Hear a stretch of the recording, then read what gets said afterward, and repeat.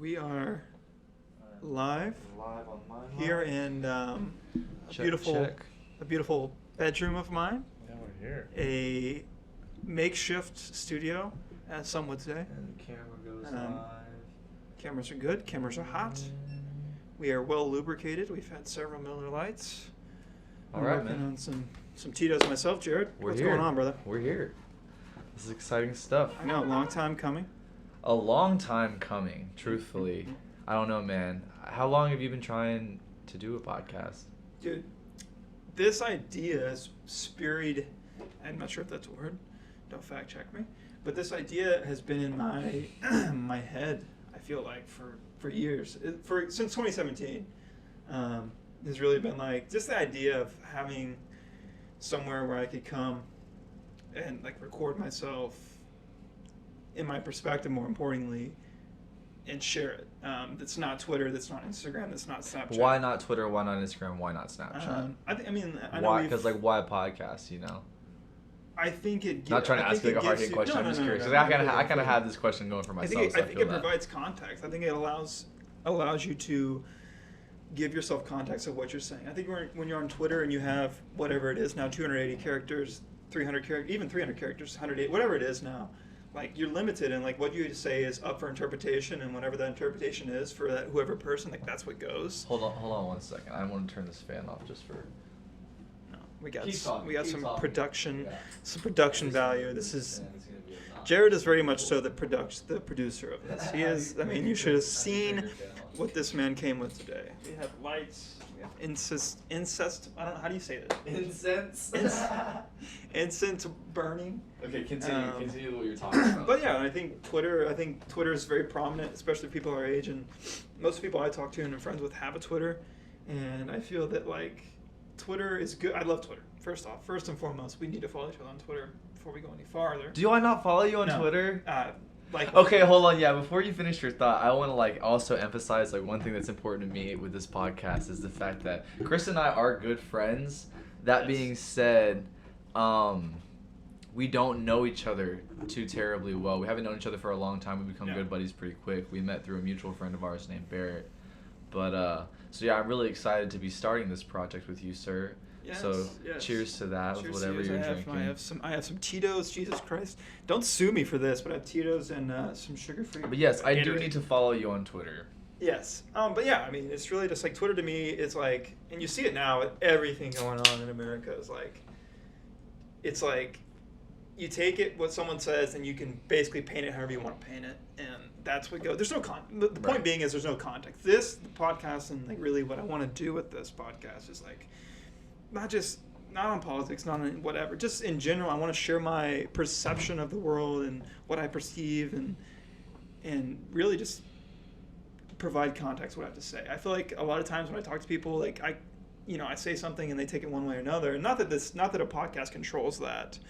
People are obviously going to take what I say on here and take it for what it is and what they think it is. But I think this gives me and you and whoever's listening an opportunity to really explore what we think's going on in the world and music, and I think just in general, and kind of take it and talk on things in a certain way without being constricted to however many characters or however many followers you have or whatever it may be. I just think this is a good platform to share ideas and thoughts. Well, I agree completely.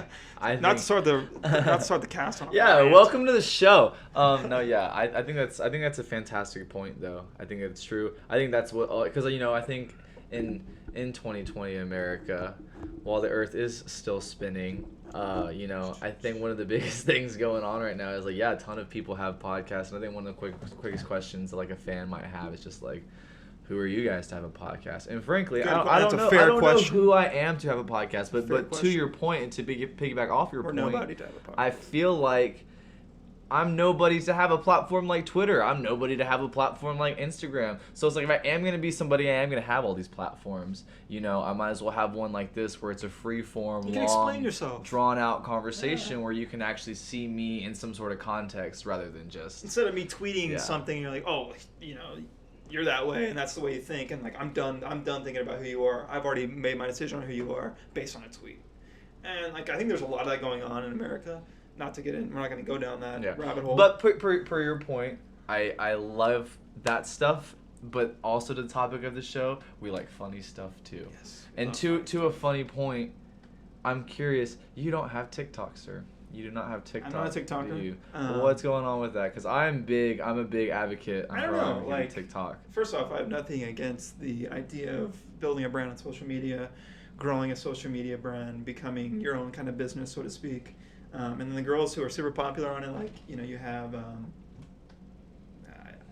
I'm trying to list some names. I'm not sure. Addison Rae. I know like the Madison Beer. Charlie D'Amelio. Yeah. Okay, like honestly, she's great. Love her. Respect that kind of hustle. D'Amelio. Respect that hustle. Respect what that means. But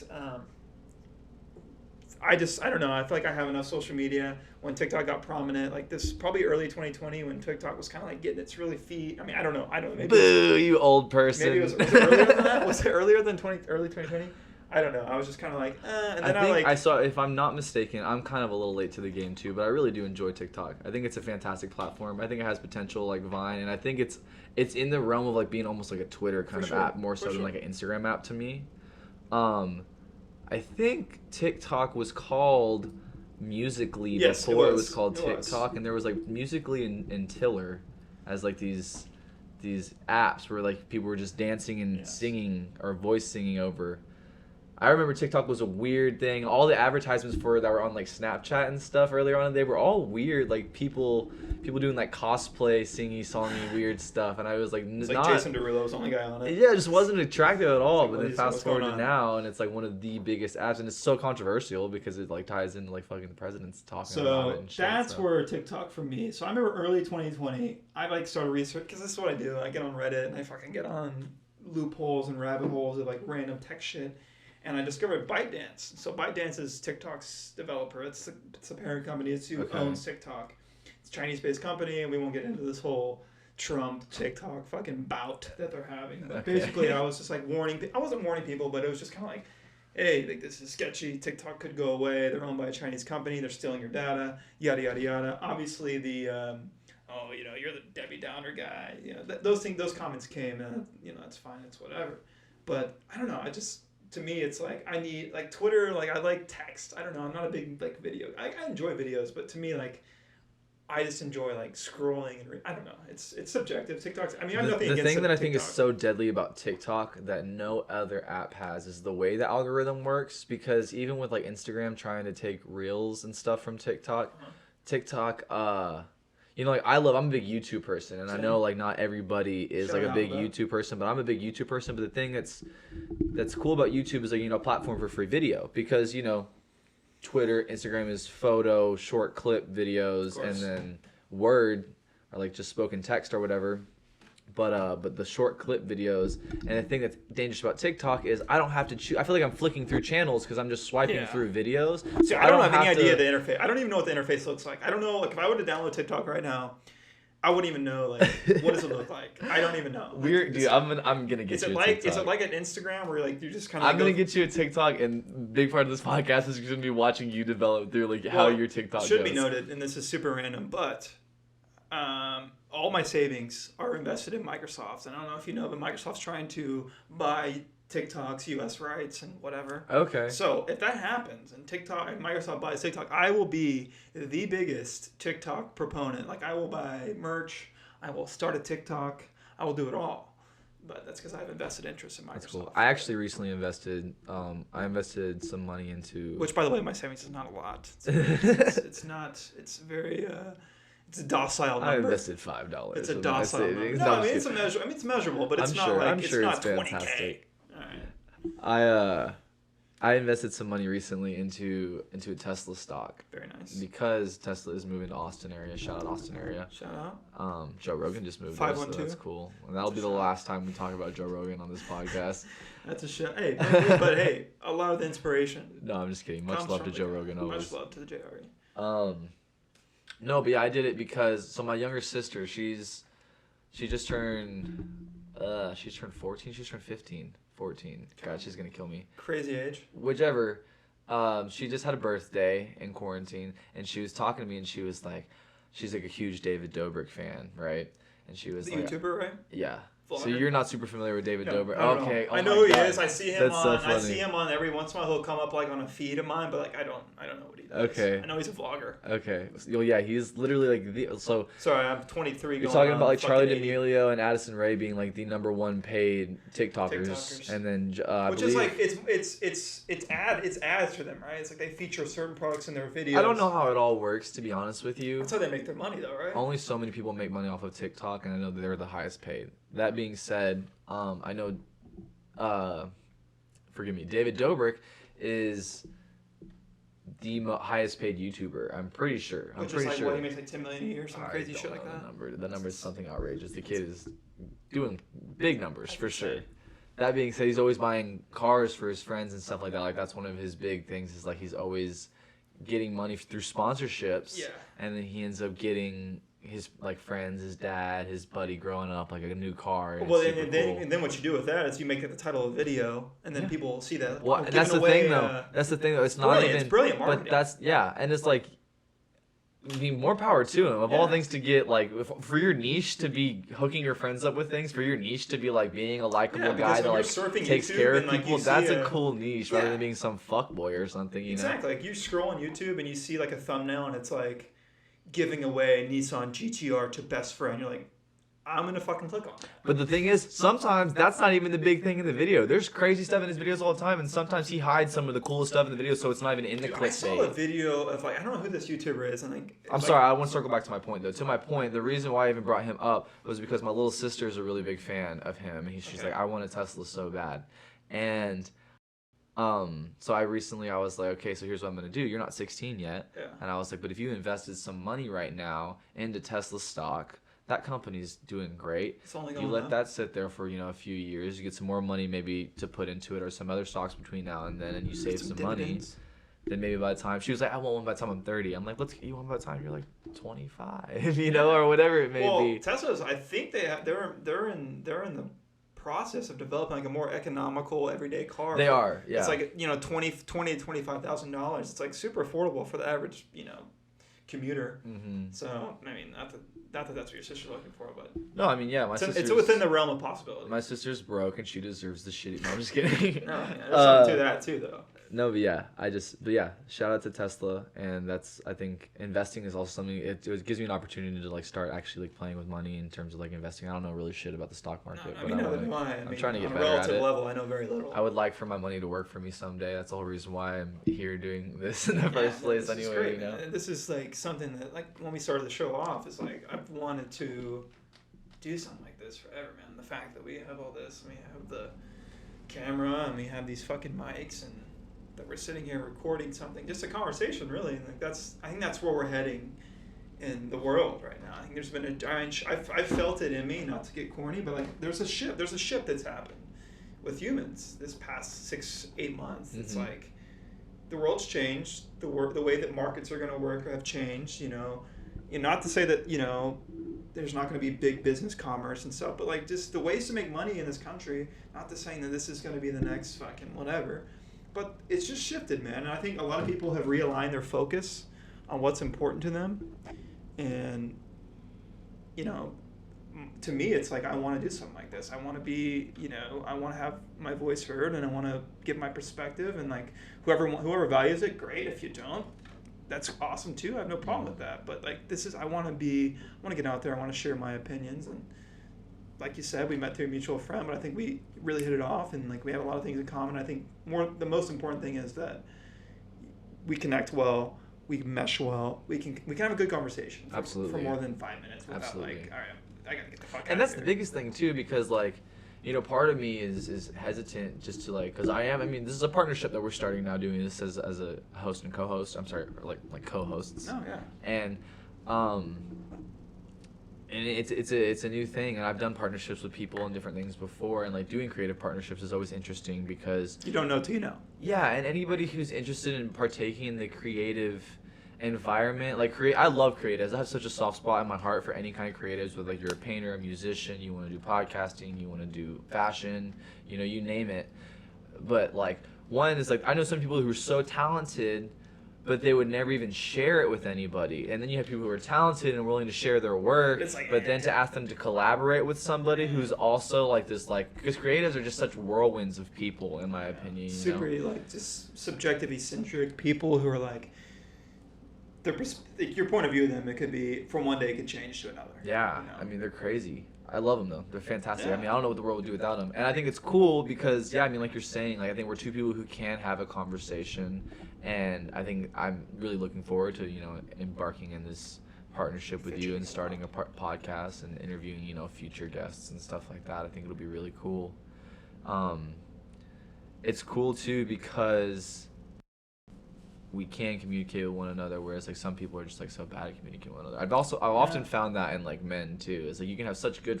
I have people who I have great friendships with that I could never have a podcast with. Likewise, you know what I mean? Mm-hmm. It's weird how the man. partnership process yeah. works. There's weird little things. It's all about how things It's move. weird because and I noticed early on with friends, you. right? It's like some people that we have these crazy good conversations and like we're super close, but I could never sit down and do this with them in a formal setting. Mm-hmm. Like, hey, we're gonna have cameras, we're gonna have these two mics, they're gonna be hot, they're gonna be recording, we gotta sit down and do this.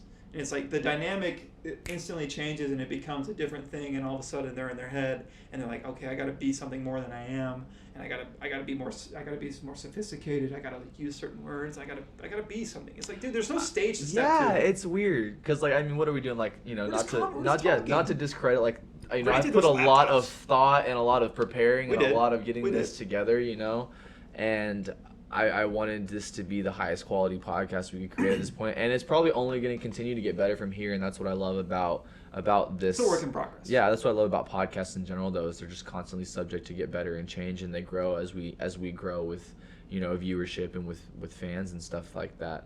But I could think of, like, you know, plenty of people that, like, I'd like to bring in here because they're my friends, but also it's like the second they get behind a mic and like there's just like the this dynamic weird changes. Interview-esqueness to Yeah, it. but this And like isn't that's the E-News, last bro. thing I want though This too, isn't because like I'm E-News, not, like- you know, the best interviewer in the game right now, in my opinion, is Sean Evans, who works with Hot Ones, Yes. because he works so hard to be a good interviewer. But look at in 2020 with all these people doing things from home, like all the late night TV shows and stuff. Forgive me, what's his name? Jimmy Fallon or Jimmy Kimmel and those guys. It's like, as much as those guys are great and they're comedians and I love them for their comedy, it's like people don't want to watch the interview process thing anymore. Like I would rather see, you know, Miley Cyrus sit with Joe Rogan, and I get to know the person so much better watching them. It seems so fabricated. Like when you watch Jimmy Fallon, and like nothing against Jimmy Fallon, like when he was on SNL, and like when he was younger. Like when and more credit to all those interviewers. You know, I love them and what they do, but I don't want this to be like an interview. You know, I want this to be like, hey, we're hanging out, we're gonna have a conversation. It's just an ongoing social discussion. You know, people don't want scripted shit anymore. People don't want scripted bullshit interviews with like. Well, we've seen it all 100 times we're too. just tired of it. Not that like we're gonna be this outlet with like these electric interviews and like, we might. You never know. These, like, yeah, I mean, but like you know what I'm saying. It's like, you don't, you know, but like. I think this is just an outlet. I think it's the same idea that a lot of people are having. This is an outlet for expression. This is an outlet for. I think this is like I said, there's been a shift in human culture. Really, it's like okay, like if we're gonna be at home and we're gonna be on our ass and like if we're gonna be working from home, like we might as well be quasi creative and do something with it. We're doing school from which is a nightmare. We're doing school from home and I don't know, man. The world is like. It's just like it's definitely a shift, and I hate this like not to get all about everything that's going on in the world, but I hate this romanticization. I don't know if I'm saying that right. Of going back to normal, because there is no going back to normal. There's just this constant change, and there's these new set of things we've been faced with. And for a while, it was like, hey, a long spring break, and then it was okay, we're staying home for a little bit, and now it's like okay. So I've definitely turned this into how can I start working out more. How can I start reading more? What can I do from home? Well, I make music. I DJ. I produce and I do music. I also write. You know, I'm working on like comedy related stuff and like writing things, writing stories, writing scripts, stuff like that. And then also, you know, doing podcasts or coming up with the idea of doing this podcast. I mean, really getting this ball rolling. Everything was breeded in this pandemic, and that's why I think the name of Earth Still Spinning is quite I fitting know. to this podcast. Yeah, no, I love that name, and like you said, it's like I think this pandemic juggled a lot of shit. I think it put a lot of shit in like a hypothetical drying machine. That's a good way to put it. Like that's what we're all doing. Is we're all sitting here juggling, and it's like, can you even like, juggle? how do You come know. out of it? But it's How do like you here come we out are of it? juggling. And like I'm trying to do And the so, best like, thing I can. Yeah. You know, and it's a weird time to be our age right now because like I'm about to get done with school, or hopefully, and it's like, do I want to like join a workforce? A workforce I that's want to go to the workforce.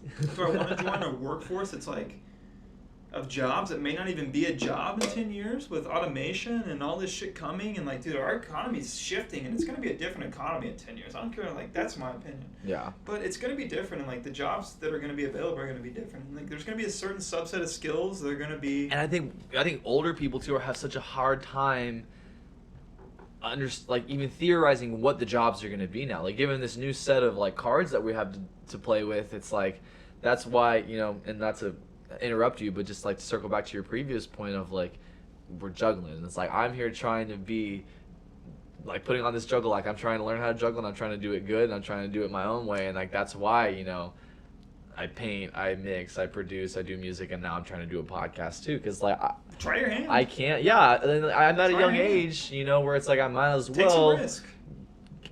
try a couple things. Yeah, I mean, absolutely. Like that's just what I'm trying to do is just trying to like I know, you know, I don't want to wear myself too thin, but I know I'm a creative. Like that's one thing I do know is like I know I'm a creative and I know I'm comfortable behind a mic or behind a brush. See, I never knew that. I never thought about myself like that. No. I never think about. I'm not obviously I'm not very artistic. I can't draw for shit. I can't do any of that. But I've always felt super comfortable talking to people I didn't know. I've always felt super comfortable doing something like this. Like I have no problem with any of this. Like this feels like normal to me. This feels good to me. Not in a weird way. But, it feels really good to me too, I promise. But you know what I mean? Like, this doesn't feel like I'm doing anything this feels like I'm just sitting at a bar with you and like we're chatting and having a conversation, and it's something that I've really wanted to like. I just didn't know how to like fabricate it and make it something, and like obviously podcasts are kind of becoming. Well, dude, you know, I tell you cliche. what, and I've told you this a time or two before, but I shot a couple of mock podcasts with a friend of mine, my buddy Gavin Uncle. Shout out to Gavin. I think I know him. We'll have to get him on here one day, but yeah, he's a great guy. But like we even shot a couple of mock ones once when we were living together, and you know I didn't have the production funds and stuff like that. Yeah, but it's like this is an idea that's been brewing in my head for a couple of years. So I don't think I'm just a person that just decided to make a podcast. Like I definitely been trying to do this and I've been wanting to do this, and it's beautiful, you know, that all it takes is just a couple people that have an idea and want to put forth a little bit of effort, and then you just get the ball rolling. And it's just something I really needed. You know, I didn't want to do a podcast by myself. I wanted to have somebody to be able to go back and forth with, and I think you're someone who fits that fantastically. And I love how much we differ too, because we're very different people. Yes. And that was one thing at first, whenever like even when I was talking to our buddy Barrett about it, I was like, yeah, I'm doing this podcast with Chris, and he was like, oh, you and Chris, like obviously we're friends, and he was like, y'all are different. And I was like, I kind of just looked at us as like a couple similar guys, because you know we're all friends, we have that much in common, but no, we are very different people. I think that's very cool. But I think that draws a good dynamic to the podcast, and then ultimately it's a catalyst for conversation. Yeah, and then some people might hate you and like me, and some people might like me and hate you, and then ultimately I love one thing that I've noticed about you immediately is we can disagree with one another and it's okay. Yeah, you know what I mean? I think that's like a problem right now in general with the world. It's like it's not okay to disagree anymore.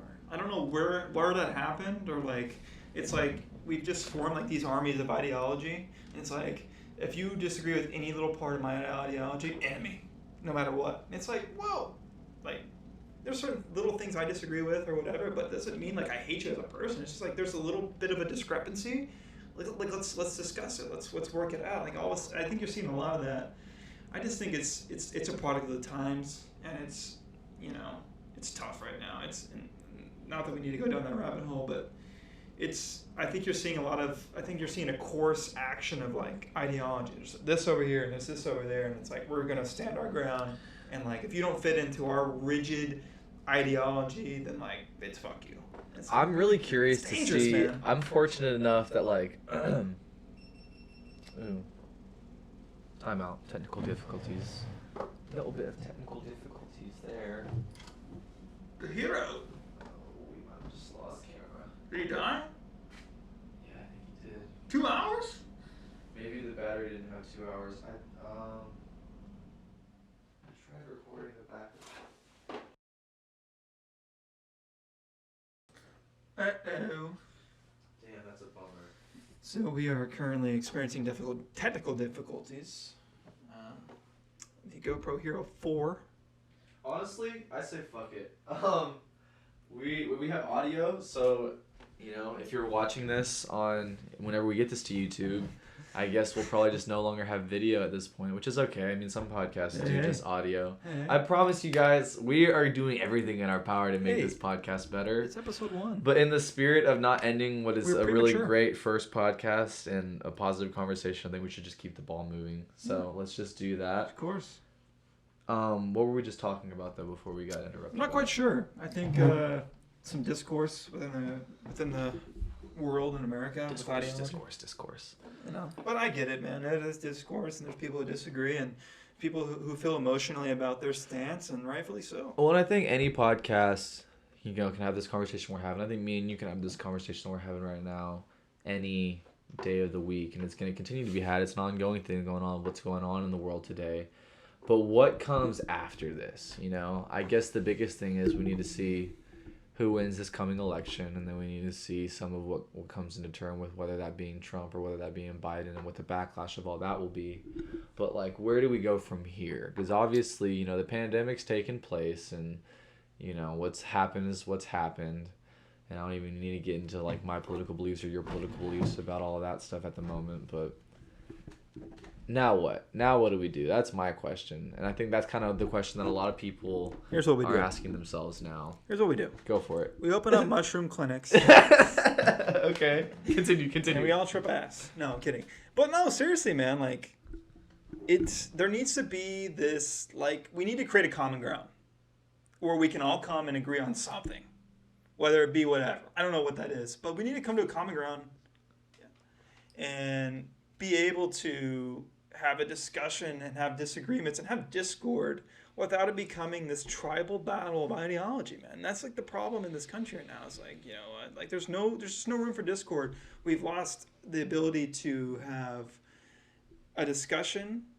It's the second you step on a toe, it's over with. I don't think it's we though. I truthfully believe in the nature of the common human being and the nature of goodness in humans. I think the real issue is because when you say we've lost, it's I think if you ask, I'm generalizing. Yeah, if you ask, if you pull 1,000 people off the street and you ask them, I think we all kind of think mostly the same thing. Yeah, no, 100%. I think truthfully, it's just the outlier There's idiots. There's these two sides, and it's the idiots that now have platforms like Twitter or a podcast and like what we have it. right now. But now they just spew their stupid idiot ideas. But now they have that platform. Whereas 30 years ago, it was just kind of the weird radical people who had these weird crazy ideas. They were just kind of in an alley somewhere, doing their shit. And all of a sudden now, they have Twitter and they have a cell phone and they have a smartphone. They were just in an alley somewhere. I'm sorry, just register. All the idiots are just in alleys. No. Just a bunch of alleys full of idiots. You know what I mean, though? No, It's these people who are super radical and about their idealism. And I get it, man. I get being passionate behind a movement. I'm nothing against that. But these people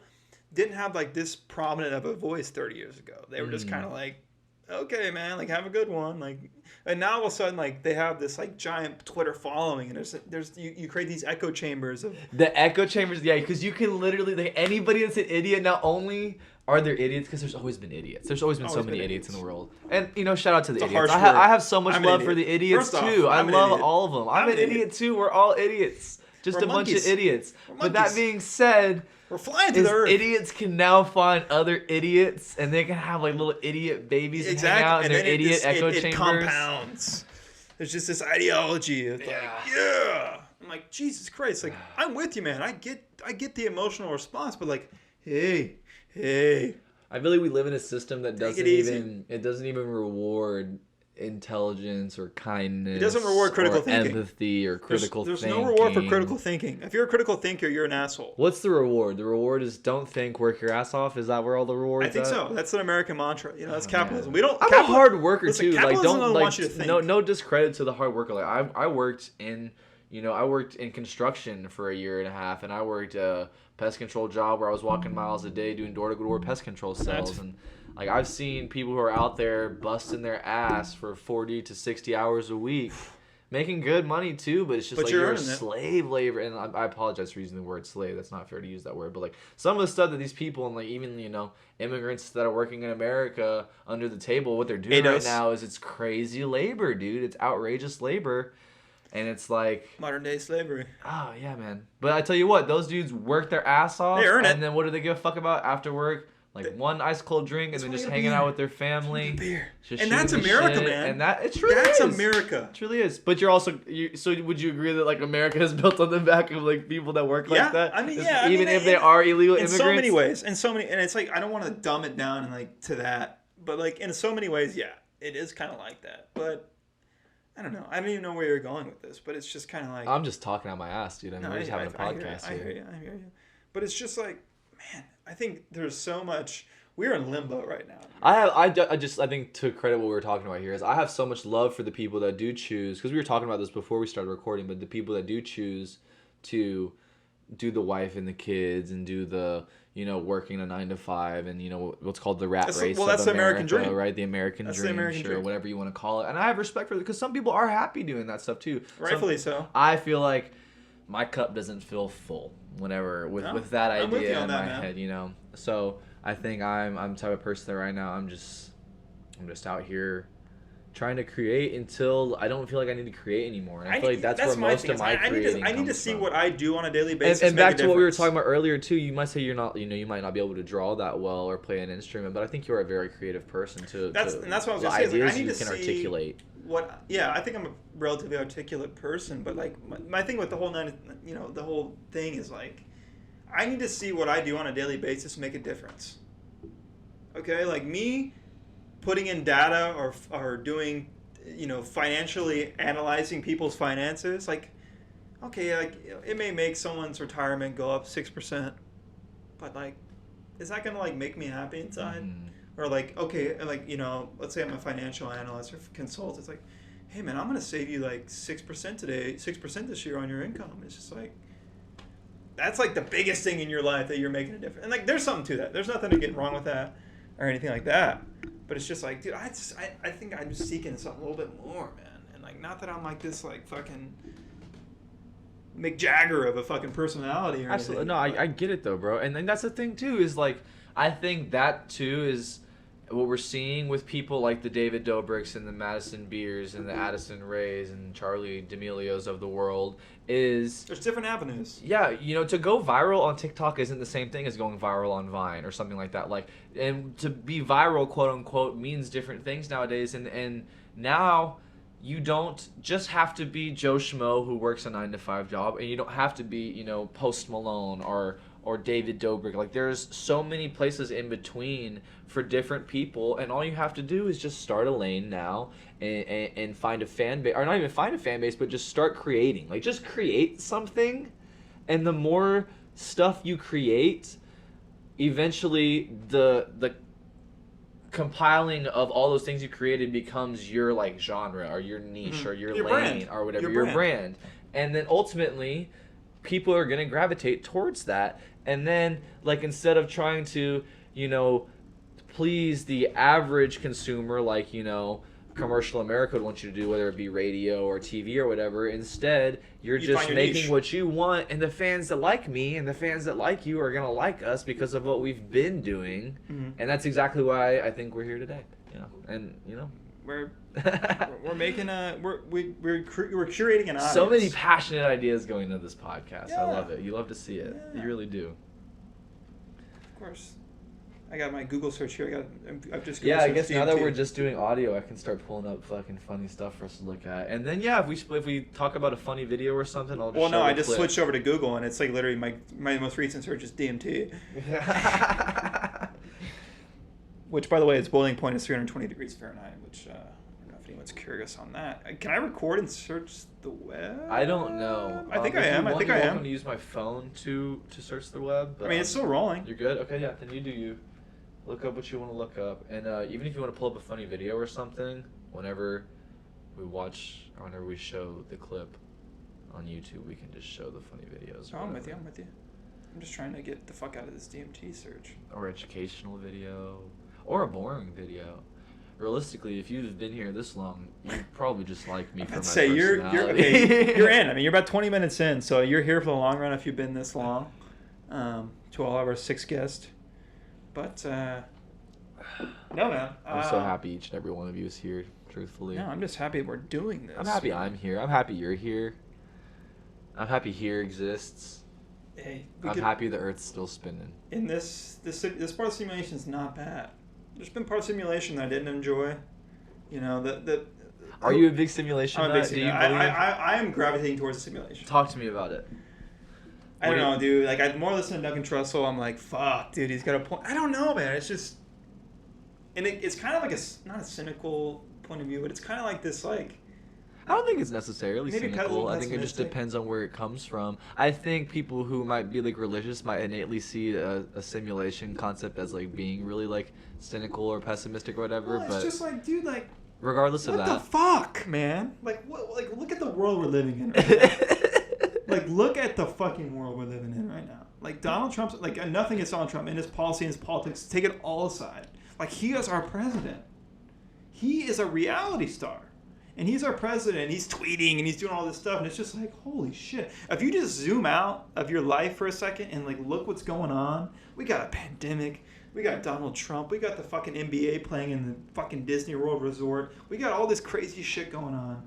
And it's just like... not to mention the stuff that's like going on in Israel. So there's like yeah, a whole I mean, fucking... there's like a genocide. There's literally like a Holocaust zoom out going of the on U.S. again for a second, man. Like, in other parts dude, of the like, world, but we're there's not a even war tripping going about on. it. It's like fucking... who knows, man? China's fucking got social credit scores. That's coming with America. And forgive me by if the I'm way. talking about the incorrect place. I don't know jack shit about what I'm talking about, but we're I'm talking pretty about- sure... a I lot know of that this there's a is off the thing. record.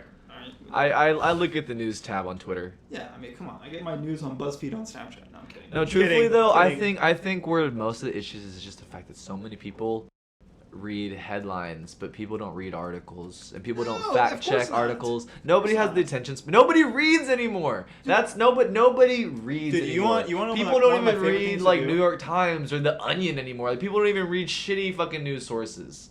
By the way, I love the Onion. People don't even if you're watch, like, listening, Fox or CNN please hire anymore, Me. I feel Please like. hire me. No, but do you want times I'll be on Twitter scrolling and I'll see like a friend of mine and then they have favorited something. You know, Twitter will show your favorites. Every once in a while. Yeah. And like one of my buddies will favorite something. And it's like this article or like this picture or like this like story on like this thread on Twitter, and it's like, dude, this is blatant bullshit. And like you're letting everyone that follows you know that like you just subscribed to. You didn't even take the time to read this. You just said like, and like you look like such a dumbass now because you just favorited the most dumb shit. And it's like I really can't think of an example, but it's just like, dude, you didn't even take the time to like read through the thread or like read the article. You just like saw a captivating headline. Okay. And you're like, boom, favorite. That's But to that virtue signal. point, do you ever like watch a video or like see a tweet and at first you're like, I feel one way I'm about triggered. it, I'm but triggered. then you go and you click on it and then you read through the threads and you see like Joe Schmo fight with like this fucking Karen over Yeah, here, I'm and into all of a it. sudden you're like, wait a minute, I feel different about this whole Yeah, I situation. don't even want to get involved. I'm just Yeah, like, and then I'm I'm like, like, there's been times when like I've literally pulled up a whole tweet and started writing out like some like just like Oh my God. emotionally charged opinion that I'm like, wait. This is all stupid. All this It's is like stupid. this is what they want. Everything on my Twitter bio says none of my tweets are serious or something like that. Yeah. And every so often I catch myself tweeting serious things on Twitter and I'm like, there you go again. Yeah, Twitter's being great. serious. My goal is to just never be serious on a platform like that. You know? I don't even want to be serious. I actually... I remember I tweeted something the other day, I think a month ago. I was like, you know, like, I want to see. It was like it was like presidential. I was like, whoever candidate can like expedite or not Okay. expedite or like what's the word for like when you get rid of someone out of the country? I don't know why I'm blanking on that. Something that- extradite? Extradite, I think. Is that right? I'm pretty sure Jesus it's Christ, extradite. that's Google we it. Have, we have fucking Pull Google. it up real quick. Exile. Hey boys, Exile. It's Exile. I think it's exile. That's, Jesus that's Christ. not like getting killed, isn't it? No, but it's like you've been exiled. Hold on. So you're talking about like being deported out Yeah, of like the you gotta country, or leave. being You gotta removed? leave. Let me see. Government I just go- exile? Is it government exile? Having been expelled and barred from one's native country. What's that one? Exile. Exile. Okay. Okay, so I tweeted something. I was like, You whatever have been candidate can exile the Kardashians, excluding. I was like, I want them all gone except for Scott. And I was like, that will be the guy. I was like, dude, that's a total joke. It's a total joke. But like these people like take it. It's like, well, what do you have against the Kardashians? Like they're like a they're like a story in America of like success. I'm like, I get it, they are. I'm with that. I respect their hustle and the E and the whole show and everything. Great plan. They made billions of dollars. I'm with it. It's just me joking around. And like that's when we started this episode. I was talking about like how this isn't a chance for me to explain myself. It's like, dude, like it was a joke. I want the best for Kim K and her kids and everything. I want them all to be great and healthy and have great lives and be celebrities themselves. It's me joking because I can be like asshole jokes to me are funny sometimes. Like it is what it is. Yeah, I think it's an interesting game because also obviously like I'm a big fan of podcasts, so I'm a big fan of comedian podcasts. So I watch a lot of comedians and they talk about this topic of like, you know, what's okay to joke about and what isn't okay to joke about. And granted, you know, I'm not a comedian. I'm not a well-established comedian. You know, I love comedy and I have a lot of fun. And also, given my childhood trauma, I use comedy as a coping mechanism every goddamn day. That being said, you know, I feel like everything, and I think the real. I don't believe in suppressing anybody's freedom of speech. No. And I think anybody worth their weight in intelligence knows how to use their freedom of speech wisely. So I think the real issue is just like context. That's all it really comes down to. Is like what is and what isn't funny, and a lot of it has to do with context.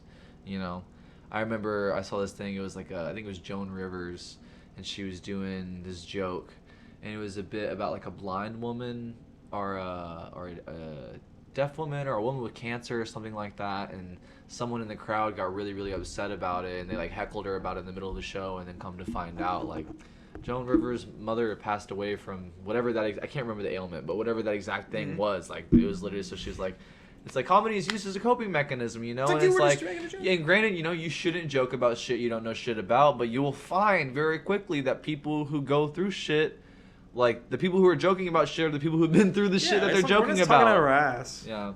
Most of the time I am, but. And I know I'm a big, like, you know, if you're not laughing, you're crying. And I think for some people, it's just easier to be funny about things than to be serious about things. Because we live in a very serious and grim and world all the fucking time. And it's like. Cut some slack, man. Like, where's the room for fucking nuance? And, like, you know, it's all a simulation anyway, right? Don't get me started. No, I'm just kidding. But I'm here for that simulation talk. Like, listen. I don't know. Whatever makes people sleep. Whenever I get my next turn, like whenever I get my new life, I'm hoping I'm like some like badass like Italian race car driver. Like that'd be sick. Like, but it's coming. Like I'm gonna get my new life. I'm gonna die. I'm gonna have a family. Whatever. But then, what jurisdicts you becoming the race car driver? I don't know. Now we're talking about reincarnation, and then now we're talking about Sikhism and Buddhism and Hinduism. I think, and like this is some Duncan Trussell talk, but I think there's something where it happens. Maybe the aliens took us. Like, hey, you're gonna go on Earth. And you're gonna live this super nice life, and you're gonna go to elementary school, and you're gonna like trace your hand on like a little turkey, and you're gonna make a turkey with your hand in pre-K, and then you're gonna go to middle school, and you're gonna get bullied. You're gonna live this life of a human. Okay. But like you agreed to all this, and like you've been put under the simulation. Okay. And you're gonna come out of it, and like you're gonna live a life, and you're gonna get a job, you're gonna marry this, you're gonna marry like you're gonna be in love, you're gonna find love, you're gonna like, really feel that emotion, and all of a sudden it's gonna end, and you're just gonna like repeat it and not even know it. But like if those aliens that you're saying are, I don't know what I'm talking about. I understand. To be fair. No, I know. We're once again, we're still just talking out of our asses. But if those aliens that you're saying in this hypothetical situation were depicted by someone in a book as being, I don't know, angels or I don't know, interdimensional like deities or something like that, and then based on some more information that those aliens or angels or deities told you jurisdict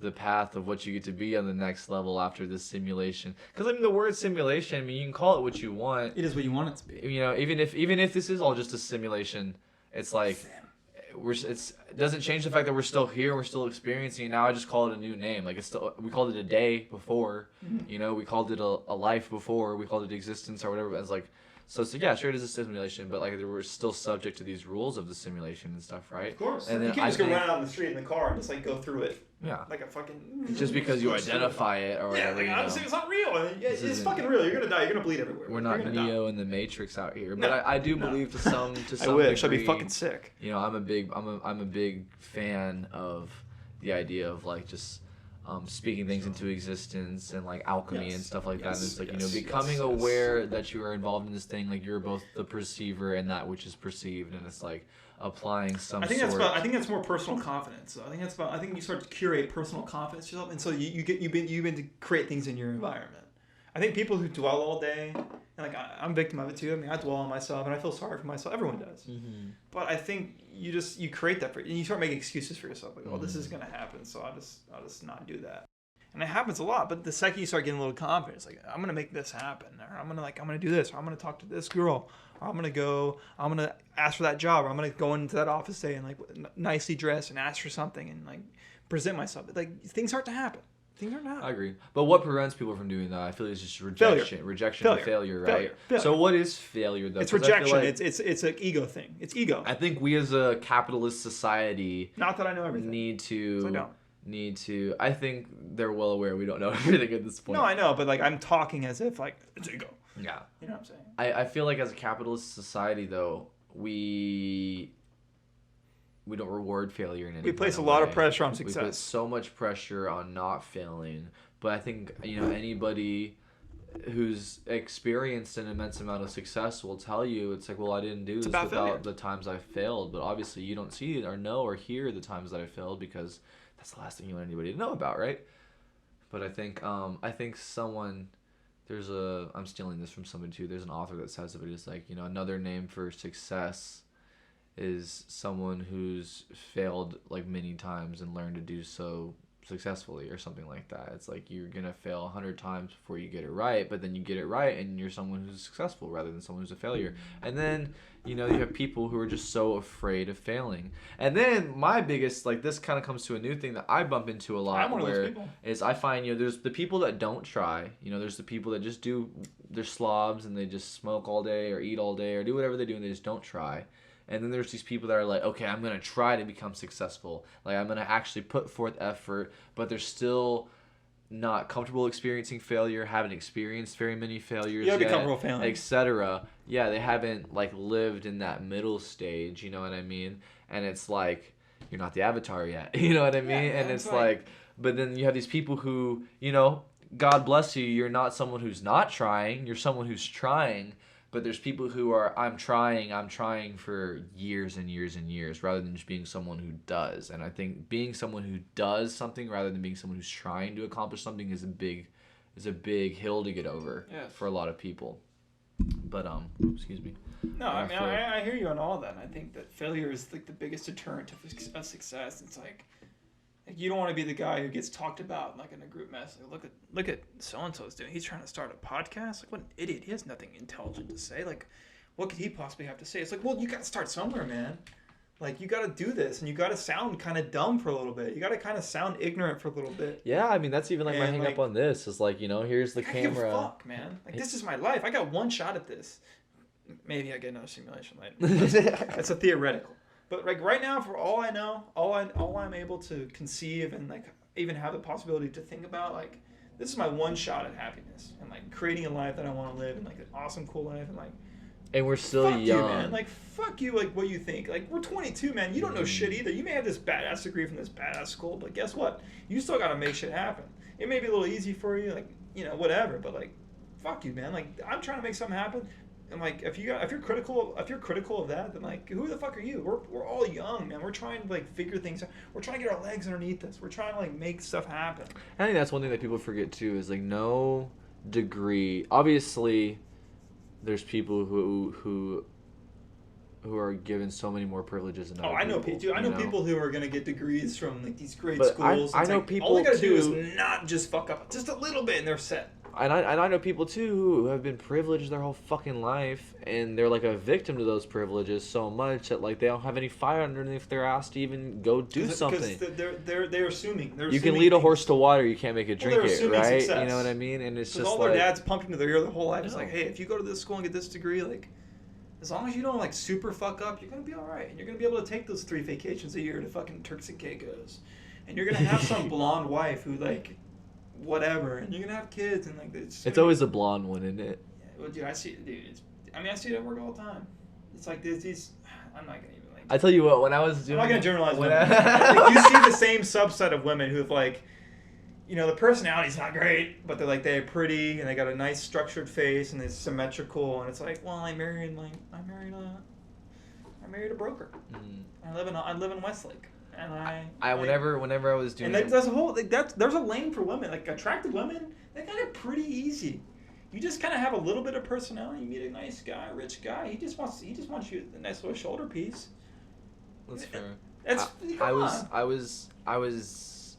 when I was doing the pest control job, and I did Westlake for a little bit. I did a couple different areas, and it was a cool gig because, you know, you spend hours a day walking around the suburban neighborhoods, and spending a lot of time around rich people and spending a lot of time around rich homes like makes you more like, I want to be in a rich home whenever I'm older. Well, you know, dude, what I mean? do the same thing when I was doing fences. That being said, there was a couple times, you know, when you see kind of like what you're talking about, where you see these beautiful ladies, but they live in this environment where it's like, you know, here I am at 30 years old and my husband makes a shit ton of money. 30's young. Okay, but some of them are, you know. And here I am at 30 years old, my husband makes a shit ton of money, 40 years old, whatever, and my husband makes a shit ton of money, but he's never home because he's busy working, and I have this big, fat, beautiful house to, you know, be at with my little expensive ass dog and my nice ass pool in the backyard and my two kids that fucking hate my guts. That's what you wanted, though, right?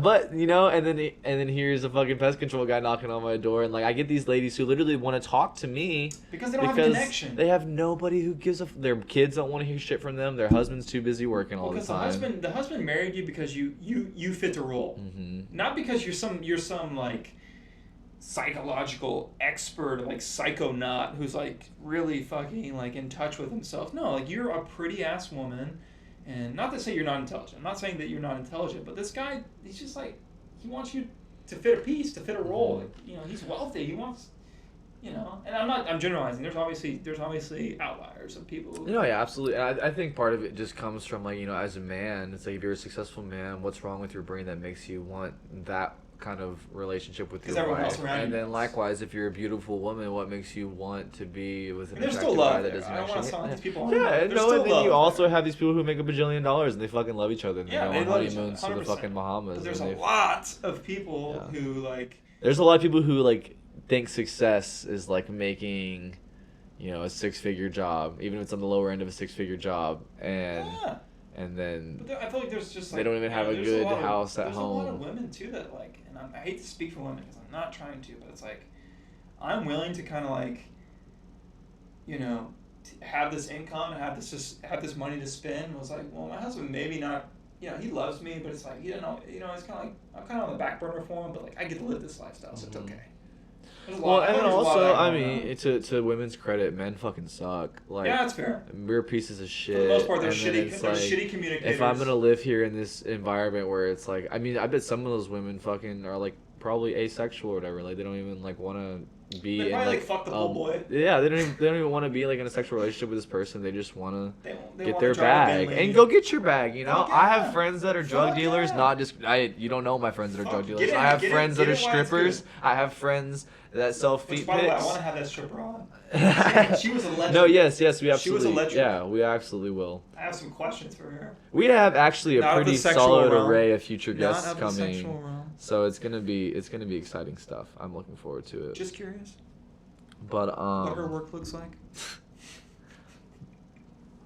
I lost my train of thought completely. I don't even know what we were talking about anymore. Get your bag. Yeah, exactly. Get your bag, and that's what we're bred on, bro. And that's the thing too. I was reading this. I follow this really spiritual chick on Twitter, and she's always like talking about like zodiac stuff and stuff like that. But she was basically like, money is an energy, and me speaking for Jarrod personally, I hate money. I hate the fact that it's just numbers on the screen or numbers on a piece of fucking cotton and paper. But like, I hate it. I hate the idea of money. I like the idea of trade. Whatever. I'm a fucking hippie. That being said, her point was like, if you don't like money, don't expect yourself to come in contact with a lot of money because it's an energy and it can be attracted or unattracted to you. And I was like, wow, like I definitely am a person who hates money, and I'm a person who's like kind of fucking broke. So I was like, maybe I need to redirect this energy in some sort of way because I want to get that money. I support anybody that wants to get money. Do you never have it, or do you hate it because you hate the idea of having it? I hate that I You know never what I'm had saying? it, and I hate the fact that people can still get a ton of it and still be depressed as hell. Yeah, You no, know, I see that all the time. it's the root of evil in my opinion, and our country survives off it, and we need it. You know, I mean, it's a currency. I'm not saying. I've never been the kind of guy where it's like I need $1 billion. I need just enough, and I don't know how much this is. It could be $1 million. It could be a lot less. I just need enough to have a nice home. It's about who you have with you. It's like I just need enough to have a nice home with like a really special lady, a couple kids, and but then the crucial part is being people. I want people around me that I want to be around. Like when I come home from work or whatever the fuck I'm doing in 20 years with my profession, it's like I come home from work and like I'm excited to see my neighbors because it's like it's a good friend of mine. Like, oh, we're gonna have dinner together. These 4 families, we're gonna have dinner together. I was like, all our kids are gonna play in the backyard. Like that's what I fucking want, man. And like that could look like a $280,000 house, or that could be $1 million house. That could be a fucking trailer. I don't know, man. But that's what I want. Yeah. There's no like the physical value doesn't matter to me. It's the environment and it's the people and it's like to me that's what, and I think like quarantine. But I think there's at least a threshold of having enough to where you can even have the luxury of realizing that, oh wait, money doesn't buy happiness. Because if you're broke, you're gonna be unhappy because you're gonna be eating shitty food, you're gonna be getting a shitty amount of sleep because you're stressed, and you have to worry about probably your wife or your kids to go to your shitty job that's not paying you enough, and you're not even planning on being there for forever, so it's like you can't even establish any kind of like rooting or like starting a foundation. It's like, yeah, you want to have a good neighbor, and you want to have a good wife, and you want to have a good kids and stuff like that, but it's so hard to even get to that point yet. I was just giving like my idea of like success. No, yeah, I know. I'm not saying I know. Like, that's everybody, but like For that's sure. what I envision myself. Like, that's what I want. Yeah, absolutely. Obviously, you got to work for that. Yeah, and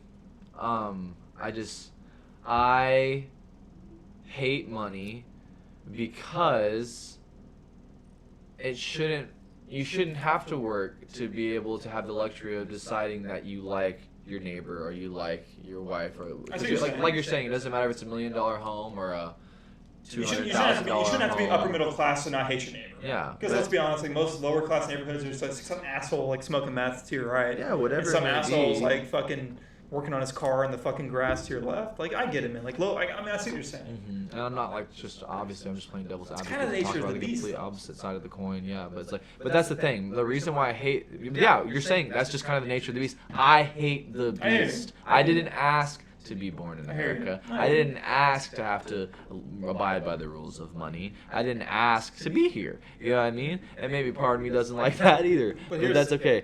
But I am here, right? And we're all here. And whether you're young, old, whether you're illegal or you're legal, whether you are or who you aren't, we all have to eat. We all have to have something to sleep under and something to sleep on top of. And all that stuff is going to cost what? Money. And that's a game that I feel like I was born into a game of Monopoly, and maybe I want to play Uno, maybe I want to play Scrabble. It doesn't matter. We were playing Monopoly, so it's like, okay, well then I'm going to figure out the best way that I as an individual can play this game of Monopoly. And for some people, that's stripping. For some people, that's selling drugs. For some people, it's cryptocurrency. For some people, it's podcasting. For some people, it's working a 9-to-5 job. Yeah, whatever it might be. I get you, man. I hear you. But I think I don't know. I think it's tough to like. I appreciate the point of view, but I think like, how do you curate success from that? Like, I mean, you just gotta work. And you just gotta hope. How do you curate success from that, Mr. Chris? That is a question I ask myself. Because at the end of the day, like in the country, and I hear you, man. I'm with you, man. I wish that there was no like sort of financial parameters you have to meet to fucking be happy. Because like, at the end of the day, you kind of have to be somewhat financially successful to be relatively happy in this country. Unless you're a fucking monk, and if you're a monk, then fucking more praise to you. But at the end of the day, like you gotta have some financial success to be happy. I mean, if you're broke, I mean, to at least have the luxury of finding out if you want to try. Like to be when happy. these hobos and these homeless people are like, oh, dude, I'm happy on the streets. Like, well, that's happiness. Happiness is relative, right? Yeah. Everything's relative. Yeah. It's like, well, your view of happiness may just be like eating a couple noodles at night. Like, just that's great. And I'm glad you're happy, but like that's not my view of happiness. Absolutely. Because yeah. we grew up in Yeah. like at least some. I firmly believe, being the human being that I am, I could be happy and be homeless. Really? But I also know that because if I was in that environment, like just like to your point, yeah, I could be happy and be homeless. But I'm not homeless. I got 2 legs that work. I got a job that works. I got a brain and a mouth that works. Oh, you're a and smart 2 guy. arms, 2 hands, you know? And so it's like, I am going to do this thing justice of like, well, I only have, you know, at the very most, 50 more years here, you know, 60 more years here pushing it. Dude, fuck it, I'm gonna live to 120. And I got 100 years on this.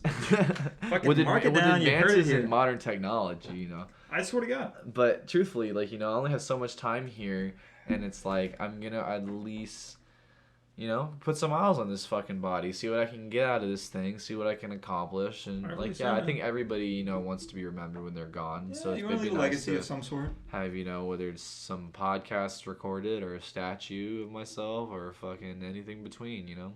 Yeah, I mean, that's another thing with this thing is like, I mean, at the very low levels, the floor of this thing, like, let's say this thing never like, it never really gets any ground, like, but like, it's a video log, not a video log, a podcast, an audio journal, so to speak, of like the thoughts and ideas I had in my early 20s. So nevertheless, man, I can share this with my kids whenever, you know, God, you know, if I have children. Hopefully I do. I want children, but it's not really my main focus, obviously, right now. But the point is, like, I can share this with them. Like, hey, this was my mind. This is what I was thinking when I was 22 and everything in this world's going on. Like, pandemic, Trump, fucking everything going on. China, North Korea. Yeah, and I think it's important, too. This is how I was thinking. Even though we aren't, you know, anybody super, like, famous or, you know, I don't have a PhD or anything in between. Like, fucking, in terms of, like, history books, like, you know, if we do have children, what are those people going to look back to understand people? What's their point of reference? Yeah, and I think, you know, with TikTok and with YouTube and stuff like that, it's like video footage, you know, just the age of TikTok. I mean, you know, you can act like we're silly for starting a podcast now, but at the same time, it's like podcasts are still a very new beast, you know? Like, they're taking over, I think, modern day radio. I think radio's dying. I think late night shows are dying. I think, fuck that, dude. Who the fuck watches, like, Ellen's going away. Dude, like, on ABC on Thursday night, what's the number one show? What's the number one show on TV? Do you know? On ABC. What's the number one show on TV? No, fuck ABC. Like, what's the number one show on TV right now? Number one show on TV. What the fuck is it? Like, American's Got Talent?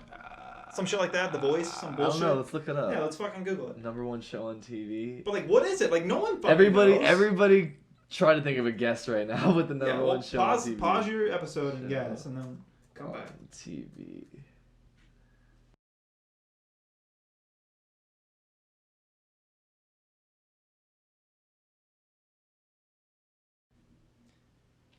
But it's just like, I don't know, man. Like, but it goes to our point, It looks right? like the number one show currently on television, I guess on network television, is The Resident, which is a Fox TV show. Underneath that is The Goldbergs, which is on ABC. Under that is The Neighborhood on CBS. And then The Good Place on NBC. I've watched The Good Place. It's a pretty good show. The Resident. I've heard of The Goldbergs. Are you familiar with any of these? I am. Oh, my fucking. Hold on. Have you ever seen this before? The Resident? Space? Do you know what this is? The Goldberg? The Resident? No, I've never heard of it. I've heard of it. Never once. Sorry, I'm trying to think of fucking familiar with, recording like, on myself. Number one show on TV is The Resident, but not familiar with any of these actors or actresses. Okay, No so disrespect. So give me a list of the number one. So we're giving a we're talking about how the number one show on TV is not relevant anymore. So give me a top 10 list of the top 10 shows on TV right now. Top 10 shows on TV. Top 10 Okay, shows on TV. If you can. You said the Goldbergs number one. Who the fuck watches the Gold? I think my mother, my mother's the biggest demographic to watch some bullshit like that. She doesn't watch the Goldbergs. So that's how you know, like, they're just The Resident, that pumping one that I out just showed you. shit. No, the one that I just showed you, The Resident, is number one. Goldbergs is number two. What channel is it on? The Goldbergs is on ABC. The Resident is on Fox. Fox makes great shows, though. I'll give 24. I don't know if you remember the show 24. No. It's like this guy's got 24 hours to solve a fucking crime, and he fucking solves it every fucking time. That's the show? Is it a Fox show? It was fucking great, though, man. It was great. Okay, so on to this point. Fox, I mean, you know, they had... Well, no, because Disney bought The Simpsons and stuff, too. But I will say... FX and Hulu. FX and goes Hulu. okay, but that's different though. That's not. I know it's different, but I'm just talking saying. like 5 to 10 o'clock on your basic cable shows, Fox, NBC, ABC, CBS. Like your normal, like like your 8 o'clock TV show. Like it's usually America's Got Talent or The Voice. Like who the fuck is watching that? Who is watching that? My mom's watching it. Not even my mom. My parents are cable But that's cutters. the thing too. By the way. I would even make the reach to say that you have elderly people who are still watching basic cable or whatever. But it's like, if you're gonna watch a show, you have YouTube's doing streaming services now. Amazon does streaming services now. Everyone, Apple has one. There's something called Peacock now for NBC only. You're gonna go pee. Go ahead, go pee. Jared, take it away. No, that's fine. Yeah, but I mean, Go NBC has something going on right now called Peacock. It's like pretty soon, all of these different streaming services, anything you want to watch, if you want to find your show, you're gonna have to go through streaming services. I mean, that's just plain and simple. Like your show is gonna exist as an individual entity rather than existing on a channel. And that's a crying shame, because I remember, being a young lad, and you always knew if it was too late at night, whenever you'd wake up, the TV was still on, and instead of watching George Lopez on Nick at Night, you're seeing some fucking old rerun of like one of those, what are they, the CD nows of like the 70s greatest hits of like fucking music. I can't even think of the song. Hold on, now I want to find it. Oh my god, I probably can't find it. What's it called? He's like, I'm lost without you. I don't know. I don't even know. But yeah, television, I don't know, it sucks. Like, it seems like going in further into 2020 America, it's like we might not have movie theaters anymore. Television sucks now. I mean, I grew up listening to Bobby Bones on the radio, shout out 96.7 and shout out to 101X in Austin, because radio was sick for me. That was a cool way to receive music, and watching and waiting. Like, we used to fucking wait all week to record your favorite TV show, and it's like now it's just already on there. Like, paying more money to even have recording features on your fucking DVR and stuff. That's not even a thing anymore. And it's like, ugh. This is just turning into me ranting about how angry I am at getting old. That's really all it is. We're just getting older. And technology is moving so fucking fast. Can you believe... Chris is back. He's back in studio. He just went pee. Can you believe that, like, there used to be, like, you could pay more money to, like, record and DVR things now, but now that's not even a thing anymore. I was basically just making the point. TiVo used to be huge. Exactly, and I was just making the point. I remember when I was little, my parents got it. I was like, everything's wow. transitioning... Wow. Everything's transitioning to just television, I think, at this point. Streaming. Streaming. That's what I mean. Like, that's... Streaming. Forgive me. But yeah, everything... If you want to find something, your channel is going to be through streaming service. It's not about what channel it's on anymore. Like, the show, it's going to be on a show-to-show basis through services. Yeah. Well, it's like... and that's a whole, like, economical thing, too. It's like, and even Netflix and Hulu are kind of dropping the ball as they become the older heads in this game. Well, dude, like, what the fuck do you watch on Netflix now? Like, The Office is it even on there anymore? Well, they keep... I watch YouTube. I'm a YouTube. Even, like, I watch that YouTube. Project Power movie was so good, and, like, Jamie Foxx is a great actor, and the script and the plot was great, but I was like, I would have loved to see them put more money and more time into this, but they're just cranking out low-budget stuff, and it's, like, high-quality content for the budget, but you can tell when the quality's not there on the production value, Yeah. I have to go pee really bad now, too, so I'm just going to let you go ahead and talk about whatever you want to talk about now. Jared is visiting the lavatory, is that how you say it? Laboratory? Lavatory. He is emptying the main vein, so to speak. I don't know where he went when I was in the bathroom, but he was discussing maybe top 10 TV shows. Regardless, awful. But, point being, sorry, my buddies are chatting with me. TV's dead, man. Like, if you're still set on, I mean, I don't know. I'm kind of speaking out of my ass right now, but when you get going on, I don't know anybody who like tunes in every night to ABC and is like, let me fucking watch America's. I guess I do know some people that watch The Voice and stuff, and like to me that's kind of silly. It's kind of corny, but I don't know, man. Like most people I know and like my buddies, like we watch YouTube. We watch YouTube series, or we watch, every once in a while we'll watch Netflix, or like what's on Netflix. I don't know. It just, to me, it seems super like who watches CIA Miami anymore? Do you know anyone that's watching CIA Miami? Is that even a show? Sorry, I'm in here rambling. All I heard was CIA, and I was like, God damn it, what is he talking about now? No, I'm just kidding. Who watches CIA anymore, though? Like, do you know anyone? You mean CSI? CSI Miami? You don't even know what the fuck you're talking about. CSI. First of all, that's a great show, sir. Yeah, I'm gonna have the CSI fucking the CSI stands are about to come out of nowhere. It's CSI, cocksucker. It's like, hey, whoa. I know it. The point being, it's like, who the fuck is tuning in? You know, who plans their day around? That's the thing, though. It was like, the funny thing about syndicated television like that, though, is like any TV, the way that typically, I mean, I don't know, I'm not a fucking actor by any means, but the way that that production and stuff normally goes in Hollywood shows is you write a script as a writer. Normally, you write a script for, I would assume, 5 episodes to a season, depending on whatever your show may be. However, you're going to write your pilot, right? And then your pilot script is just episode 1. So most shows, you pitch a pilot episode, right? And then if, you know, a network or whatever picks it up, they're like, okay, we'll take your pilot, so we like episode 1. And then you negotiate some kind of deal, typically, depending on how much they like what they're reading and the actors that you get to play the characters, and et cetera, et cetera. But it's like, okay, say we got all these great actors, and we're going to pick up your pilot, but then what they'll do is sometimes they'll even shoot a pilot, record a pilot in front of a live TV audience or whatever, depending on what kind of show it is.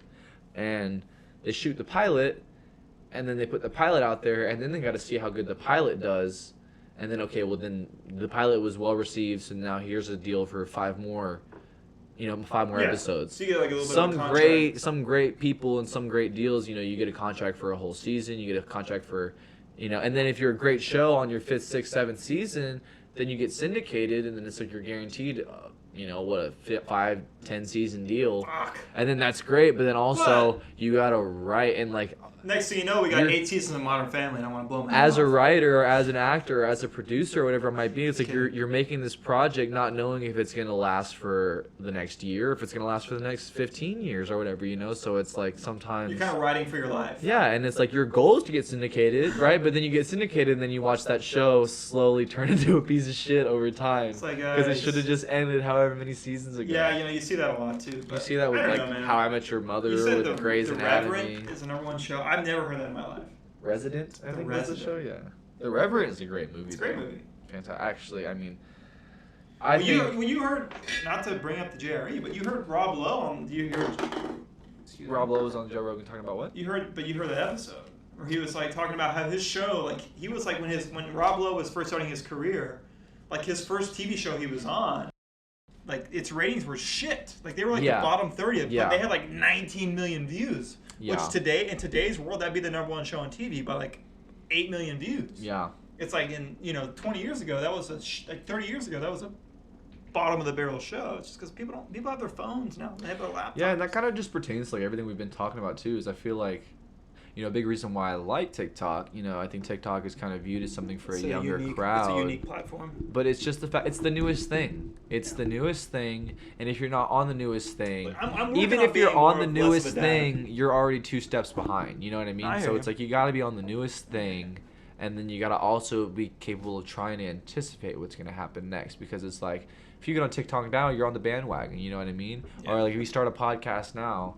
It's like everybody has a podcast now, right? Yeah, like, you know, and I mean, I don't actually think guy starting a podcast. Like, well, what the fuck are you doing, bud? Yeah, and I mean, you know, truthfully, at the end all tell all will just be how much effort we put into this and what kind of fan base we, you know. You're just smoking your dope at night, judging me. That's all you're doing. All right, like it's true, but it's like I mean, we're all doing the same shit. We're all coming home at night, and we're getting on our phone or our laptop, and we're just watching. Just prowling. We're just prowling each other. What are they doing? And see, that's what I work on, because I think we live in a society full of just consumption, excessive consumption. Any kind of consumption we can do. And I actually have a background on my phone right now that says, "Imagine if you created as much as you consumed." Right? That's my thing, man. It's like I'm not like, and I was, you know, like I said earlier, I'm not this like super creative guy, or I have like these just like fucking epiphanies of creation. But like I feel like I can somewhat get my thought across. I can really have a discussion with anybody. I mean, granted, I haven't had any sort of like super eccentric in here, but I feel like I can do that. Like, I feel like a lot of people either can't or they're just not comfortable doing so. It's like, dude, fuck you, man. Like, let's get a hot mic. Let's talk. Let's chat. Let's have a conversation. Yeah, you know what I mean. Everybody has their avenues, but Sorry, that was a little aggressive. all right. Everybody needs a podcast. That is the real answer here. If you're not casting, fuck you.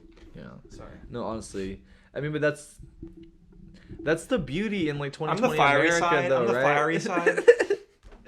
They'll get caught, bad cop. No, that's the beauty in 2020 America, though. It's just like Yes, Quinn. we sit here and we bitch about everybody having a platform, but at the same time, I'm so grateful that all it takes is just like us, you know, saving a little bit of money, getting together necessary, you know, stuff for production value, and anybody's production value can be These wherever. mics weren't a lot. Yeah, these mics weren't They super weren't cheap, expensive, but they weren't. but we sprung a little I extra. didn't have to for take them. on the equity on my fucking home. I have the luxury of like, you know, Not that I having don't a know. nicer camera and stuff like that, but you can do this stuff with so little, and I think that's why so many people do it. I think ultimately people don't have the confidence in relying on their own personality and their own point of view on Dude, things. fuck the confidence, you know? man. You got one shot in this life, like, right? You got one Right. shot, and like, if you're scared of judgment, like, I get it, man. I get being judged. Like, I don't want to be judged. Like, just objectively speaking, like, I don't want to be judged. No one does, but like, who's judging me? Like, my buddies from the people I knew from high school and the towns around me, like, you know, and people from Texas State or wherever, like. Fuck, all right. I think all I will right. say I two don't really things to care. that point though. One is, first of all, if you can put yourself in a position, if you feel heavily judged by I don't like know, your maybe I peers should care around more. you, no, I don't think you should. And I'm sorry to interrupt you, but just I want to target what you're talking about there is if you feel heavily judged by your peers around you, I think you should take a step back. And if you have the option to, and usually you do, like sometimes it requires cutting Maybe ties. a little narcissistic. And it's not super easy, but separate yourself from the people that are judging you, or see if you can find a new environment to live in, because you are an individual. You're not the people that you're surrounded by, you know. But also, 9 times out of 10, if you just do the thing, a lot of people, I think they think that people are going to judge them, but in reality, like 9 times out of 10, if you just do the thing that you're afraid of doing, you'll find that the people who are going to support you the most are all those people that are your friends, dude. Like, after I do any kind of, like, you know, I've performed live shows doing music before, and it's like, I have this thing, like, I'd probably be afraid of, like, performing in front of you because you're my friend, right? But if I came on the stage, you'd probably be like, hey, man, great job. And, like, that would be, like, it's a really cool thing, you know? It's really cool to get support. And you're never going to be able to experience that feeling of getting support if you're too afraid of being rejected. You know what I mean? Yeah, you don't get support without rejection. Absolutely. You know, so it's like, you know. There's already a million things we've said sitting here that, like, people like, hate everyone us. that So would- many everyone people that don't would like talk what we're shit saying, but about this, so many like, people wouldn't will. say it to my face. You know, like, they'll just tell their friends about it. Like, they'll tell mutual friends, like, you see, like, Chris like has a podcast. It's like, Yeah. who does he think he is? It's like, I don't think I'm anybody. But then at that I think point, I'm just if like they a don't kid even with a say it in voice. front of your face, because I've had that same, you know, that same thought process too, where it's like you picture what they say behind your back, right? But then it's just an idea in your head. then you're just You're just coming but up with the that's nastiest kinda things you narcissistic. can say to It's yourself. kind of narcissistic. And then it's like you're assuming that assuming there's like this people care about you? there's like this evil version of these people where they're No, gonna waste their yeah. time talking shit about you. It's like, no. And then 2, it's like you're the one coming up with anything that Yeah, those like, little who the fuck do you think versions I of them am? say, because that's not them saying it. That's that's the you. idea of them saying it, No, I and feel you're you the on guy that. making that. And it's so easy to forget that. I'll be driving in traffic, getting in like this like 30-minute argument, like hypothetical argument with myself, and then I'm like, whoa, wait a minute. Dude, This I do it all isn't the time. real. Like, none Fuck. of this is real. And then you talk about, you know, if we live in a simulation, it's like, well, bro, like, I mean, a lot of us be living in our fucking heads, you know? Like, try to get I'm working, out dude, here. That's a constant. That's something I've been working on this past year, like 2020, man. Like, Oh, yeah. just I've getting been, out I of mean, my I've been dealing head. with that for years now, like the last It's like 3 I think years a lot for of people sure. are, and they don't want to talk about it, and like they kind of have gotten to like a functional state. I don't think it ever ends either, you know? No, it I think staying out of your head and, like, figuring out the woodworks, or like, you know, the way this whole machine of a body and a consciousness works is like something that you're learning, and like it's like a book you're reading throughout your whole life, you know what I mean? Yeah. I think it's like it's almost like owning a car, but also owning like like a pet, like a dog or something, you know, because it's like it's a biological growth. thing, yeah, or like having it's a relationship you have almost like a partner, but with yourself, you know, obviously, and it's just like it's an interesting thing because it's like, Dude, like where I am now at 22, I'll be 23 in January. It's like where I was at like 19 years old. Like I just like when I like the year I was 19. It's probably the worst year of my life. Just awful. Just not. I mean, not that like anything's like crazy bad happened or like like family member died or anything. It's just like nothing good happened. okay, It was just kind of like a whole year of kind of depression and kind of just like just kind of like. I just wanted to avoid people. I just didn't want to be seen, kind of thing. And like, not that I want to be seen now. Like I prefer a night to myself more so than I don't. But that's just a preference thing.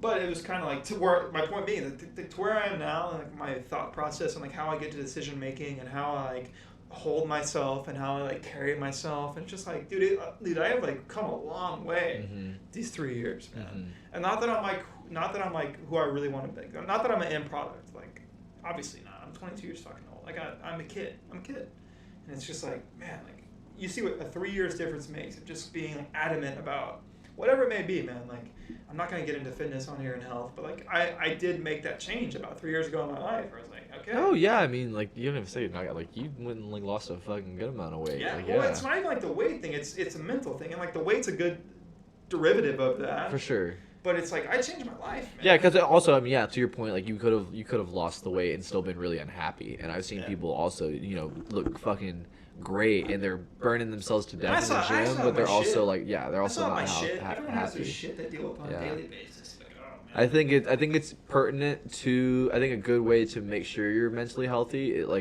is to release it. There's a saying of like a symptom of an overactive mind is an underactive body, which I believe in that to some degree. But also, there are really, really fit people that are really mentally depressed. You know what I mean? So it's like there's a weird. There's a thing notable difference in me when I like get a good workout.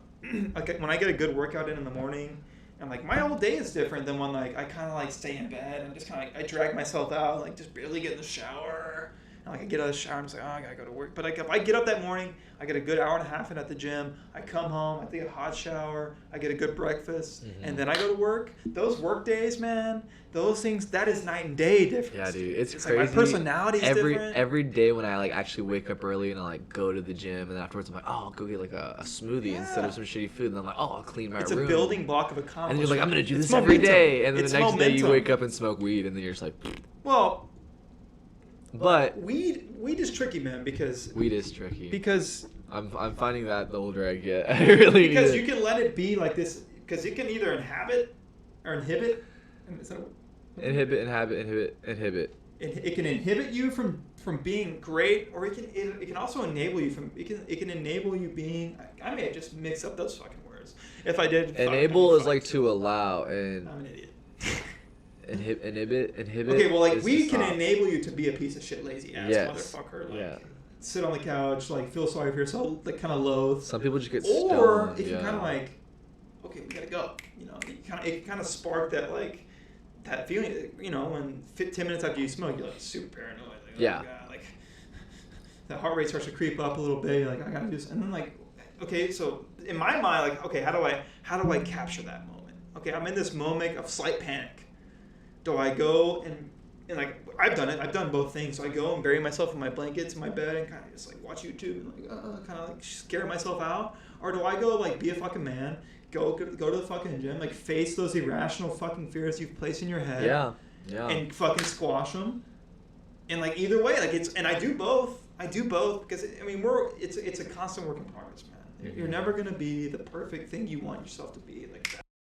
And like I do both, but I know damn well when I go to the gym and I fucking face those irrational fears of like stupid shit, like oh God, like my theoretical wife's gonna be there and she's gonna know I'm gonna be high and she's gonna notice that I'm high. I'm gonna have a panic attack. Oh my God. Like that shit happens, right? Yeah. And so like fuck that, dude. You just gotta get over that and go and like conquer those inner fucking. I don't know why I feel like I'm Tony Robbins right now.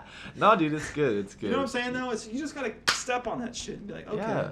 Because I do know, because when you do step on that, and then those things when you are high, they blossom in like this beautiful perception of things, and then all of a sudden like you get more confident. And it's like, holy shit, I never like really felt like this before. I think one thing I've learned as I've grown up and being someone who I think I was someone who really enjoyed partaking in like low vibrational activities and like just quick dopamine hits. I think a lot of us are just little dragon chasers out here looking for any kind of high we can get, whether it be a nicotine stick or a drink or doing psychedelics or doing cocaine or doing sex or eating fast food. Like there's all kinds of shit you can do, right? And yeah, we just need something something to change us from like social media. I like on Instagram.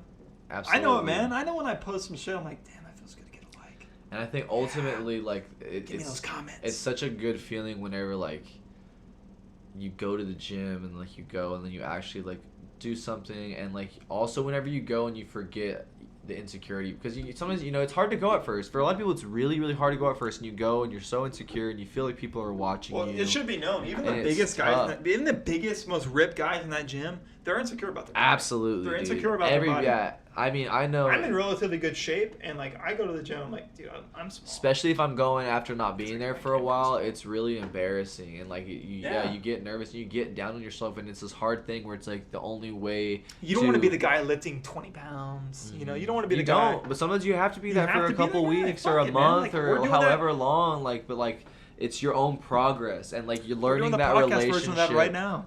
We're lifting the bitch bar. Yeah, dude, like we're doing the embarrassingness. Like, yeah, I'm not. I mean, I would love to be in a studio. I'd love to be in a high quality studio with a production team. But we're in my fucking bedroom. It's beautiful. I mean, dude, like. Fuck, man, like it could be like nothing else I would rather be doing right now on a Friday. That's and it's the same with like performing musically. Like it's like some people are like, oh, I could never get up on a stage and do karaoke, or I could never get up on a stage and perform with a band because and some people who are way more talented than me too, but it's like, oh, I'm terrified, and it's like, well, I mean, sometimes you do go up there, and sometimes you eat a bag of dicks. I think you're terrified of being affirmed in the wrong way. I think people are terrified of being proven that they're shitty. Like you may very well be shitty, but like it's really hard to affirm that feeling. Like for instance, like a band, like dude, like I'm afraid that we might get booed off this stage, and like that would affirm the feeling that like we're actually bad. But here's the thing, dude. If you're getting booed off stage, you're actually fucking bad. So work on it. Yeah, and it's like if this is your calling, you can take, whatever this thing is, if it's fucking singing, if it's fucking tap dancing, if it's fucking making rugs, if it's fucking making scrapbooks, if it's photography, if it's fashion, like whatever the fuck it is, if this is your thing, bro, and this is your calling, then do it, and do it to the fullest that you are capable of, because there's already a cap on the fact that like you're only going to be capable of so much because you're one human being and whatever resources you have or whatever resources you have. So you at least got to do yourself justice and do the most of you that you can do. And then also like just fucking, if you get backlash, either you need to not give a fuck, or if you get some constructive criticism, it's like understand. Yeah, but it's like, I don't know. I think people are. People stand in their own way so much, and like there's people out here who aren't standing in their own way, dude, and I promise you there's a lot of other obstacles you're gonna face when you don't stand in your own way. So it's like, who are you out here standing in your own way on top of all the other obstacles you're gonna have to face? You know what I mean? Yeah, people, I mean, that's kind of like the whole saying is like, people are always in your own way, man. Like you're always gonna be in your own way, and it's usually mental, right? It's like constantly like self-doubt's critical, like crippling, man. Like I've been there where it's like, well, dude, like I'm not gonna go to that party because I may see someone I know who like knows me from this part of my life, and it's like I'm not that person anymore, so like I'm not gonna go to that party. I don't know, you know what I mean? Like it's just kind of like, hey dude, that person's not that same person that they were last time. And that's okay. Yeah. That's okay, man. Like that's okay. But there's also things that happen in life that like reintegrate that into us, right? Like you have those weird hangups with weird people from your past, and like, I mean, have you ever just like had an interaction with someone where you're just like walk away and you're like, that was like things. Well, there's people. Right. I'm not gonna say any names, but like, there's people I know from high school, and like my high school buddies hear this, maybe like it's me, but it's not you. If this is you, it's not you. But there's people like I know from high school that like, if I go back, whether it's Christmas or things, on the breaks you go back home.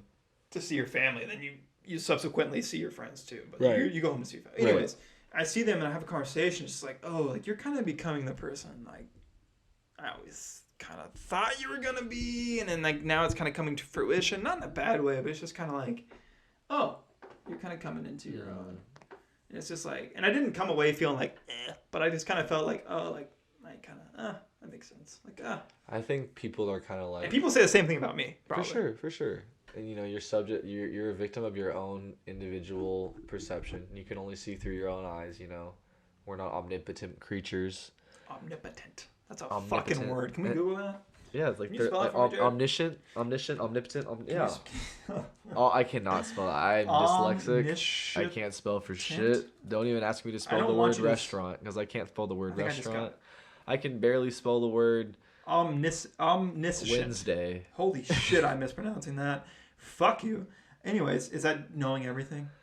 Yeah, so like if a book's written in first person, it's written from the person, like the writer's point of view, and if it's written from like third person omniscient, then that means like a god, like a person who sees behind, like they can see everything. Omniscient? Am I saying that right? Omniscient? Omniscient? Yeah, or omnipotent. Omnipotent? I believe that's also. It's the capacity to know everything. And monotheistic religion, I may be mispronouncing that, such as... It's like a God point of view. We may just not go down this reading of this definition. This is a fucking nightmare of words. You having trouble pronouncing words now? Yes. Mr., can you spell it? Yes. Well, I mean, I was asking that as a joke. I didn't. So to my point, yeah, we're all victims of like just only seeing things through our own eyes. So try to practice a little bit of empathy, motherfuckers, because other people got feelings and other people got lives to live. Yeah, where's the fucking courtesy nowadays? I think people are kind of like plants too. Like just because you outgrow somebody doesn't mean that person is now or like a bad guy or ugly. Like it just means that they stop growing where they stopped growing because that's where they stopped growing at, you know, and they had to grow to get to where they're at. If you're omniscient, that's an attribute of God, by the way. Yeah. So, that's pretty sick. I did not say I was. I said we are not. No, I'm not saying. We went down that. We went too far down that. I tried to pronounce words that I know a business. I'm like 3 Miller Lights deep. I've had like half a fucking strikes. Is there any more of those Miller Lights? Yeah, we're going to take a drink beverage. I've had like... Let's take a Miller Light break. Let's take a non-branded beer. Oh, nice. Yeah, no, I've been drinking. No, yeah, I'm feeling good. My ears are hot.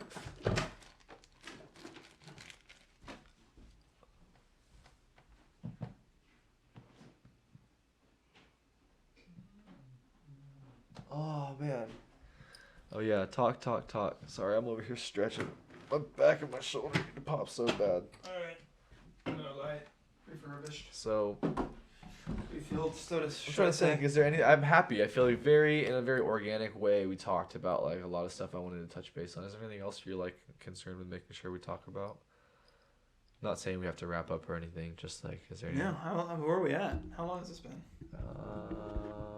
I don't know. Did you see what time it was when we started? No. So maybe an hour or so? I have no idea.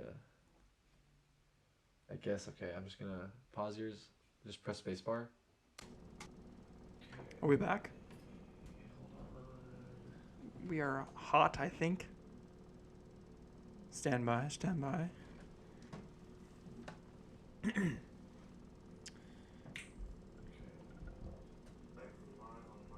We were checking how long we've been recording. It turns out it had been longer than we thought. I thought like 45 minutes. Okay. Turns out it was double that. It was an hour and a half. Oh, yeah, we've been on here for an hour and a half. It's been an hour and a half. So, I think we've, like I was saying, I don't know. Excuse like very naturally the abrupt change there. A pretty good amount of stuff. Talked about a lot of things that I had written down and I wanted to talk about. Is there anything else that you want to talk about? No, man. I think this is. Did you feel like you didn't get into your first episode of podcast? No, I probably said too much, and I hopefully didn't offend too many people. I don't think I said anything even relatively offensive, but maybe I did. Anyways, like, no, I think this was a good initial podcast. Kind of give everyone a brief feel of like who we are. Like, I think it was good. I think I want to encourage anybody out there. If you're still with us, you rock. About to say, you've made it deep into the trench here. We're gonna keep cranking out content, and please feel free to like and subscribe and comment. Let us know what you liked, what you didn't. Send in questions. Yeah, we want to make this a very fan involved thing. So I do plan on like setting. Maybe you'll get on one day. And stuff like that, and yeah, we're also. I mean, we have a pretty good setup of people I plan on interviewing here soon. But if you have anybody that you think we should interview, let us know. If you want to be interviewed, contact us. Yeah, and I'm trying to think. Man, I feel like there was something else I was gonna say, but I can't think of anything else. But yeah, this has been Earth Still Spinning, episode 1. Episode 1. With your boy Jarrod Glaser and your man Chris Wooley. Oh yeah. And we'll be looking forward to seeing you guys soon. Peace. Thanks, guys.